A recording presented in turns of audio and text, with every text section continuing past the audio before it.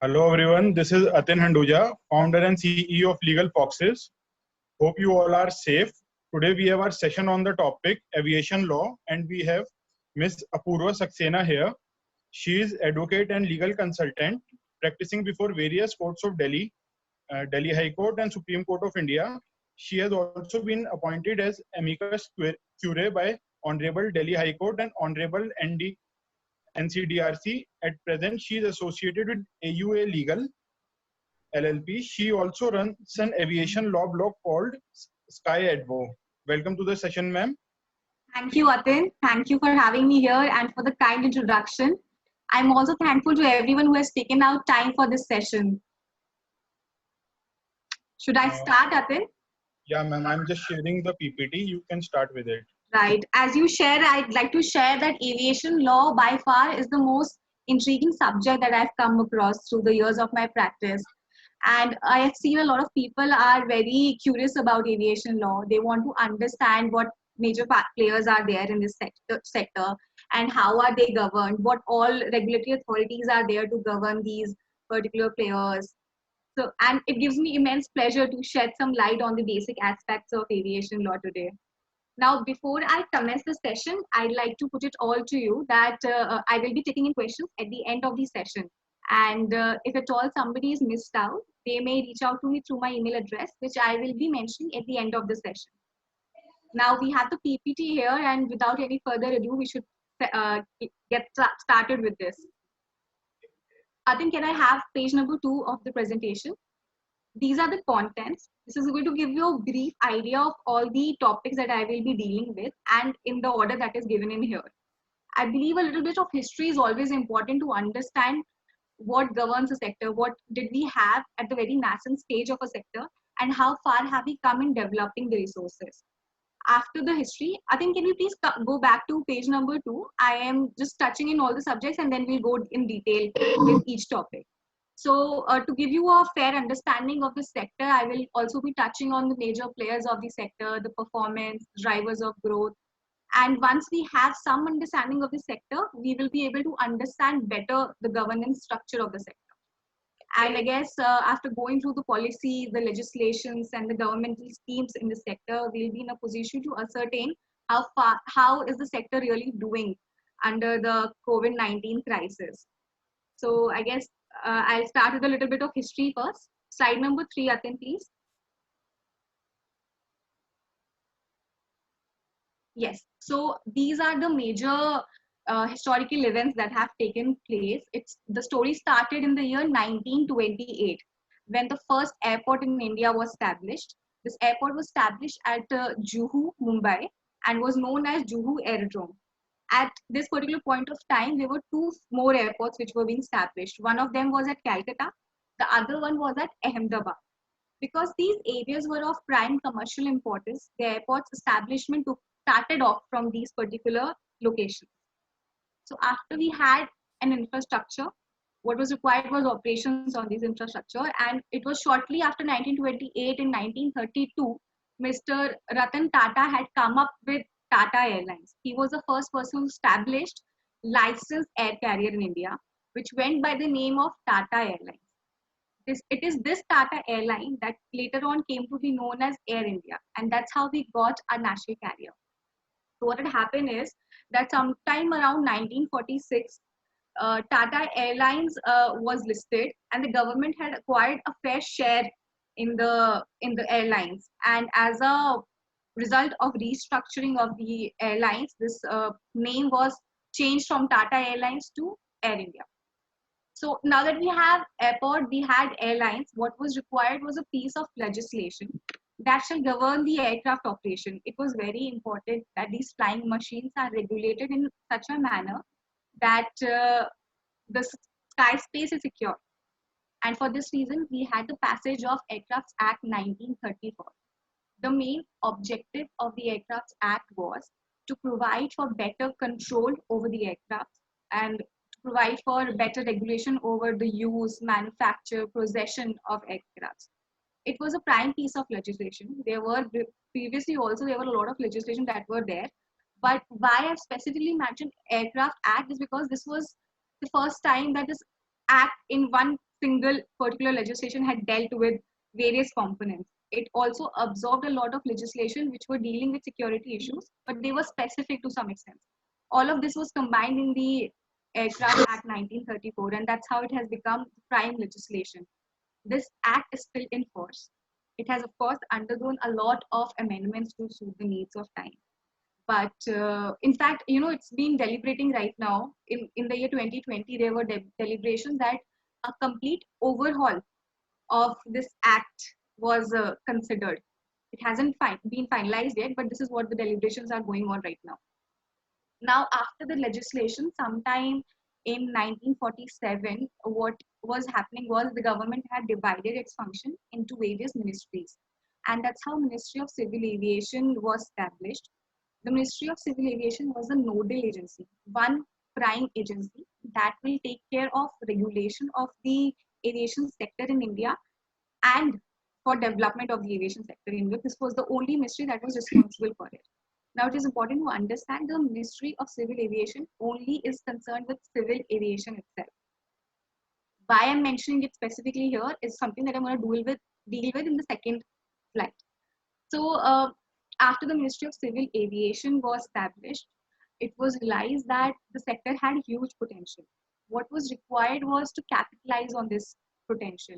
Now, the government itself could not have done it. It requires a lot of resources to build a particular sector and to capitalize it. And because the sector had such immense potential, it was required that private players also come, join hands with the government, and develop this sector.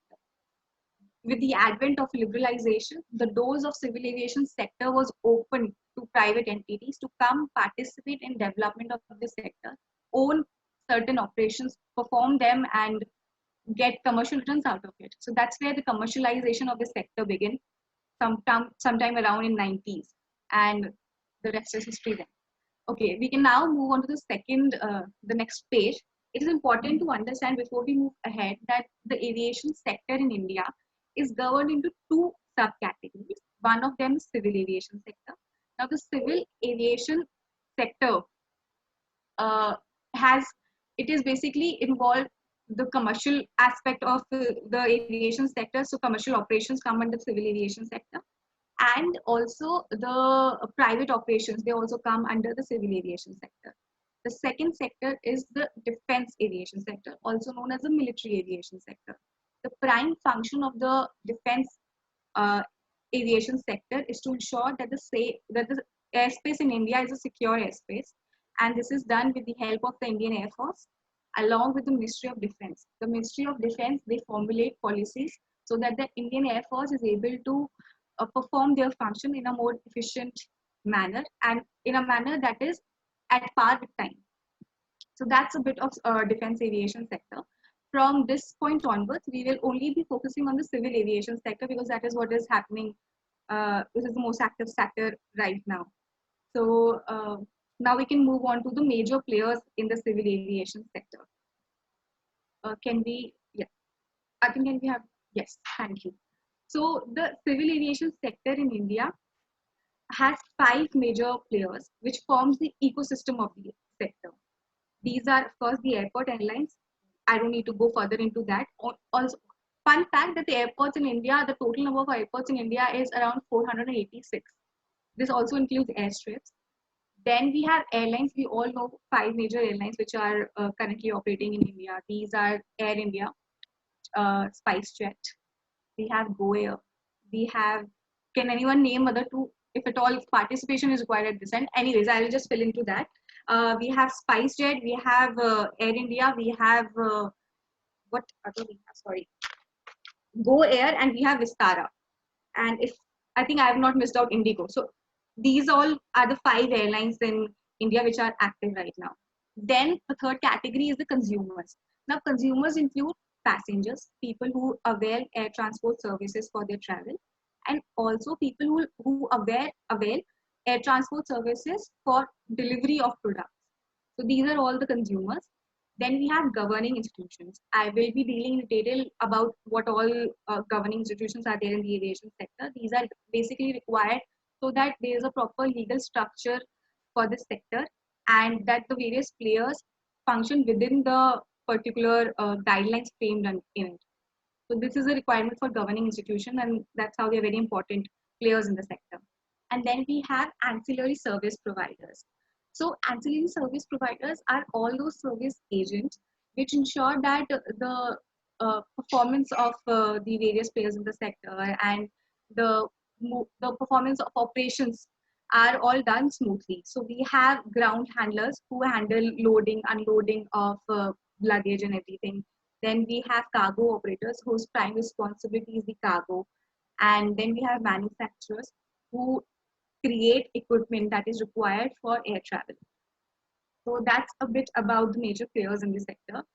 And then we can go on to the sector's performance. Now, the sector's performance, the performance of the civil aviation sector in India has been a bit of a roller coaster ride. In 2010, we had demonstrated unprecedented growth. The growth rate of 20% was something that no other country had demonstrated at that time. And that was the highest. And we had maintained this particular growth rate for years to come. And things were really looking up for the Indian civil aviation sector. At this point, we were realizing that the potential, the immense potential in the sector was being realized. It was by 2016 that India had become the 9th largest civil aviation market in the world. That is a lot. At this stage, it was envisaged that by the year 2020, we will become the 3rd largest civil aviation market. And by the year 2030, we will overtake United States to become the largest civil aviation market in the world. And this is how things were looking up for Indian aviation sector. That's the level of improvement that we were showing at that time. And however, we know what happened. Things did not turn out well in the coming years. And by 2019, the turbulence which was experienced by the sector was very much apparent.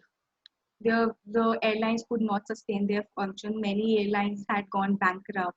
And this was, of course, combination of factors led to the airlines operations becoming unviable. So these are the things that affected the entire ecosystem of the aviation sector and contributed to the downfall of the sector. And then, while the sector was already ailing, the onset of COVID adversely affected the sector, and things, of course, did not look so well. We had hopes, of course, before COVID-19 was declared. The aviation sector was hoping that in the first quarter of 2020, the aviation sector is going to do some good. And why was this expectation from the first quarter of 2020? Because this is the time where a lot of people are planning vacations, they are booking in flights, and that's where major transportation system happens. But of course, COVID-19 suspended the operations of aircrafts, and that it is from that point things have gone really bad. But of course, we must not lose hope, and we shall hope that the sector survives. Now, we know that the sector has done well in the past, and what has led to the sector's growth so far, we can discuss that now in the next slide. I think next slide, please. Yes, the performance drivers. Now, we must appreciate that the government of India has done a lot. The Ministry of Civil Aviation has formulated a lot of policies, and they've created an ecosystem that promotes the aviation sector in India. We have the most friendly FDI policies. We have the economic growth has also affected the growth of the aviation sector in India, and all of these have actually given impetus to the aviation sector. Of course, we must not undermine that the increase in the disposable income of middle class had also helped. Middle class now had more ability to undertake aviation services, to take flights and everything. So all of this had, of course, given some elevation towards to the aviation sector in general. So these were the performance drivers so far. And what has affected the performance, we are already aware of. Viability, the adverse viability of the airline operations combined with the COVID-19 crisis have led to the downfall. But that's that. We can now move to the next slide. Now it is a time that we can actually discuss the governance structure of the sector. We are now going to discuss the authorities that are in place that have certain specific function, and what specific function is given to what authority is what I'm going to discuss now. At the center of the governance structure is the Ministry of Civil Aviation. We've already discussed that the Ministry of Civil Aviation is the nodal agency for development and regulation of airports for the aviation sector in India. So what the Ministry of Civil Aviation is, of course, they have to draft policies, they have to oversee that a proper mechanism is in place that boost operations of airlines, that boost the airport infrastructure and support the ancillary service providers. So this is what Ministry of Civil Aviation does. Now the Ministry of Civil Aviation has attached bodies, and these four bodies also help Ministry of Civil Aviation in governing the civil aviation sector. We'll start with BCAS first. BCAS stands for Bureau of Civil Aviation Security. Now, the function of BCAS is that it sees that what are the security threats that the aviation sector has. It works on them, it formulates policies, it formulates compliances that the various major stakeholders in the sector have to undertake operations. So if an airline has to operate, what all safety checks does it have to ensure is a document that BCS prepares. So BCS has to prepare checklists, BCS has to prepare various regulations and compliances that the airports, the airlines, and various other stakeholders have to ensure before conducting their operations. These are targeted at ensuring that these operations are safe and secure. So that's the BCS job. Then we have DGCA. Now DGCA stands for Directorate General of Civil Aviation. The DGCA is a body that performs various functions. It has so many dimensions to it. So the first dimension that I will be discussing will be implementing the security measures which are prescribed by the BCS. What DGCA does is it monitors and supervises the performance of the sector, the various players, and ensures that they are at all times following the security compliances and undertaking efficient operations. And when I say efficient, what I mean to say is that, of course, the security measures shouldn't be such that it affects the operations, and so it affects the capability to undertake operation. The DGCA's job is to monitor and supervise to see that these particular stakeholders are complying with the norms prescribed by BCAS and that the functioning is happening smooth. So that's what DGCA does. And apart from this, the DGCA is also responsible for giving in permissions for giving in licenses. Suppose there's a pilot and the pilot has to fly. The pilot's license is provided by the DGCA. The various requirements that are required, the eligibility criteria, everything is prescribed by DGCA. The DGCA only grants these licenses, and not just to pilots, but to every stakeholder. For them to enter into the sector and to perform their functions, they have to take in certain permissions, and these permissions are given by the DGCA. So that's two of the major regulators. And then we have AAI. Now the AAI stands for Airport Authority of India. It is a statutory regulator. It was established under the Airport Authority of India Act, and its basic function is to ensure that there is adequate infrastructure of airports in India. It creates airports, it develops them, it manages the airports. So that's the function of AAI. They have to ensure that this particular airport criteria is fulfilled, that there are proper airports in India, that there are ample airports in India. Wherever there are airports, that they are fully served, and to manage these particular airports. That's the job of AAI. And then we have the AERA. AERA stands for Airport Economic Regulatory Authority. It can safely be called the economic wing of the sector as well. First of all, AERA is again a statutory body which is established under the AERA Act, the Airport Economic Regulatory Authority Act. Now, the AERA Act establishes AERA as a regulator that will see the economic aspect of airport operation. What AERA does is that for major airports, it sees that the airports are not imposing levies which are exploitative in nature. You see, airport infrastructure is essential infrastructure. What is an essential infrastructure? It is such infrastructure without which there will be difficulty in operations. So the airlines have to fly to a particular airport. For example, let's take Delhi International Airport. The airlines will be, if Delhi is of course a commercial area, and it has a lot of commercial importance in terms of airline operations. So the airlines do not have much option. If they have to ensure transportation of people and goods to Delhi, they will have to land at DIAL, the Delhi International Airport. So it gives it an essential character, something that airlines cannot do without. So if somebody is operating Delhi International Airport, they will be in a position to exploit the airlines and to exploit other stakeholders in the field. They may impose heavy charges. So what ERA does here is ERA comes into the picture. It ensures that the charges that are levied by these major airports, they meet a reasonable test first of all, and they do not become exploitative.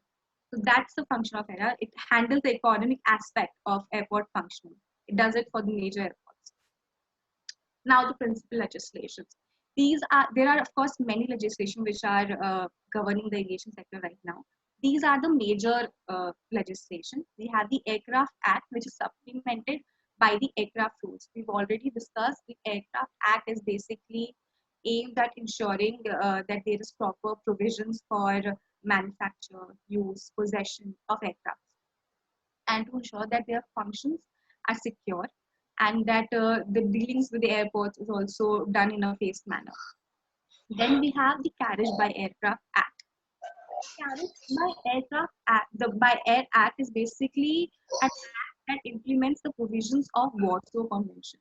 What is Warsaw Convention? We're going to come later, but suffice it to say right now is that the Carriage by Air Act provides for, so suppose there is an international operation of a flight, and during such international operator, there is a loss of life or property. To what extent will the particular airline be responsible for the loss of life and property is what the Carriage by Air Act provides for. It provides for liability of air carriers while undertaking international operations. So that's the purpose behind the Carriage by Air Act. That's the sum and substance of it. We have Airport Authority of India Act. We've already discussed that. This is establishes the AAI as a regulatory authority for creation of airports and development and other functions, and it provides for powers and functions of AAI. Then we have the Aircraft Carriage of Dangerous Goods rules. This is very self-explanatory. There are certain products that are radioactive in nature, and if they are being transported through air carriers, then what all are the security measures and what happens if things goes wrong is what this aircraft rules target at. Then we have the ERA Act. Again, it is establishing the economic regulator of the civil aviation sector, which goes by the name of ERA, and it provides the power and functions and the criteria the ERA has to keep in mind while assessing what fees, what charge is reasonable and what is not. Then we have the Aircraft Security Rules 2011, again, something to do with what security checks should be complied with by airlines while undertaking operations. So that's Aircraft Rules 2011. Then we have the Anti-Hijacking Act 2016. Of course, again, name does the job.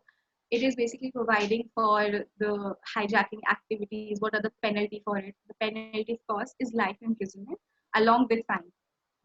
So this is what the Anti-Hijacking Act 2016 provides for, the penalty and what qualifies and the categories of hijacking involves. All of this is taken care of by the Anti-Hijacking Act 2016. So these are few of the legislation which I thought were of prime importance in discussing the aviation sector today. Now we come to the convention and protocol, and the first one itself is the Warsaw Convention. See, what Warsaw Convention does is it provided certain relief to the passengers of aircrafts in cases of loss of life, loss of property, and things like that. So this was targeted at passengers, giving them certain rights. Then came the Hague Protocol. The Hague Protocol I consider is more like an amendment as well as an addition to the Warsaw Convention. It is targeting and implementing rights of the it provides for the rights of the passengers but at the same time, it also limits the liability of carriers in terms of loss or in terms of some loss of life or property. So that's what the Hague Protocol provides for. It has also provisions for the airlines to recover litigation costs. So all of that is taken care of by the Hague Protocol. And then we have the Montreal Convention. The Montreal Convention adds in and gives a more detailed insight into the passenger rights uh, when it comes to airline operations. Again, there is limit to aircraft's liability, and that is what the Montreal Convention details about. Then we have the Cape Town Convention 2008. Now, the Cape Town Convention 2008 is not something which is specific only to the aviation sector. It takes care of high value investment. So, suppose there is some equipment that needs a lot of money for it to be either owned or possessed or licensed. So this is what the Cape Town Convention deals with. It somewhere targets the financing and leasing of the equipment that are required for air travel, the aircraft itself, and all of these things are taken care of by the Cape Town Convention 2008. I have written at the fifth point that India has not ratified the Geneva Convention. Now, the Geneva Convention has various subparts, and a few of the parts have been ratified by India. India has ratified to the part of Geneva Convention that deals with enforcement of foreign arbitral awards. So, to that extent, India has ratified. The Geneva Convention also provides for provision regarding rights in the aircraft itself. That part has not been ratified by India. So therefore, there is a specific mention that India has not ratified the Geneva Convention when it comes to the aviation bit of it. Now the government policies are in place. We've understood that the mandate of Ministry of Civil Aviation is to regulate the aviation sector and to provide for its development. Towards this end, the Ministry of Civil Aviation have been planning and formulating policies, listing out their visions, envisaging future course of action. And I think the most primary piece of policies were the Airport Infrastructure Policy 1997. This policy recognized the need for public-private participation in airports. So, of course, they had recognized that there is a need for private entities to come into the aviation sector and invest and develop. So far as the airport infrastructure goes, of course, there were certain hesitations because it was an essential infrastructure. But of course, it was detailed that this particular kind of infrastructure needs private player participation, and the best way of going about is to have public-private. A part of it is owned by the government, a part of it is owned by the private players. So this is what the airport infrastructure policy aimed at: public-private participation in development of airports. Then we have Greenfield Airports Policy 2008. Now, what are greenfield airports? Greenfield airports are airports that are built from scratch. There are two kinds of airports in India: greenfield, brownfield. Greenfield built from scratch, and brownfield which are already existing but need certain development. So that's what this particular policy is only concerned with. Greenfield airports policy. It provides a framework for the investors who will undertake greenfield airports, who will undertake the operations at greenfield airports, or who will actually develop these airports, gives them some right, gives them some incentives, and this it prepares a roadmap of development of creation and development of airports in India. So that's Greenfield Airport Policy. Then we have the National Civil Aviation Policy 2016. This was the first ever integrated aviation policy that we had. Earlier policies, they were specific in nature. Airport infrastructure policy only dealt with airport. Greenfield airports, as specific as it goes, only for greenfield airports. The National Civil Aviation Policy dealt with airports, the airlines, and the service providers as well. So, yeah, safe it to say that it took charge of the entire civil aviation and prepared a roadmap for it. So that's National Civil Aviation Policy 2016. Then we have the AAI Startup Policy 2018. So this particular policy was formulated by the Airport Authority of India. And what was in mind while they were drafting this policy, or what was the main objective of this policy, was to give an opportunity to startups to enter the civil aviation sector by providing logistical services, by providing innovative services in the aviation sector. So it aims at bringing and giving startups a chance to participate in the aviation sector. So that's what the AI Startup Policy 2018 is all about. Now, we move on to the DigiYatra Policy 2018. The DigiYatra Policy 2018 envisages a facial-based passenger processing system. So what it says is that any passenger before checking in can do something like a day before they can fill up a DigiYatra. They can go to the Ministry of Civil Aviation website. There is a portal which is known as the DigiYatra. You have to log in into that. You have to provide your particular information, and once you've provided that information, the next day when you go to the airport, there's a particular gate that you have to enter in, and there will be a mechanism in place that shall ensure that your detail matches. It does passenger processing at that stage, and then you are not subject to various other rounds of security checks. So that's what DigiYatra Policy 2018 is all about, ensuring smooth travel and efficient one at that. Now we can move to the next slide. Now we have the schemes and guidelines in place. What are the national counter rogue drone guidelines? So to understand this, we need to first understand what are rogue drones. You see, drones are equipment that are very useful. And while they're very useful, there is also a part of it that can be misused by anti-societal elements. And worldwide, it has been observed that drones have actually caused much loss to property and persons. So what has happened is that there are times that anti-societal elements use drones to invade privacy of people, of places where they want to obtain information from, and all of that. So that's a rogue drone operation, an operation that goes against the public policy, public interest at large, that affects, that threatens the security of people. So that's rogue drone operations. And this National Counter Rogue Drone Guideline is basically how to counter these rogue drone operations. So suppose there is a rogue drone operation happening and it threatens our security, then do we have a mechanism in place to tackle that? Yes, we do. That's what NCRDG guidelines provide for. It prepares a particular structure. It also provides for training of personnel in case of such an operation. And how are we going to tackle it is all in place in this particular guideline. Not the government. How the government going to respond to such a threat is what these guidelines are all about. So that's National Counter Rogue Drone Guideline. Then we have the UDAN scheme. UDAN stands for Ude Desh Ka Aam Nagrik. As the name goes, we understand that this is basically targeted at affordable air travel. It is combined with the regional connectivity scheme. What is regional connectivity scheme? Basically extending aircraft operations towards such locations which are not commercially so viable, but to enhance reachability to such sectors.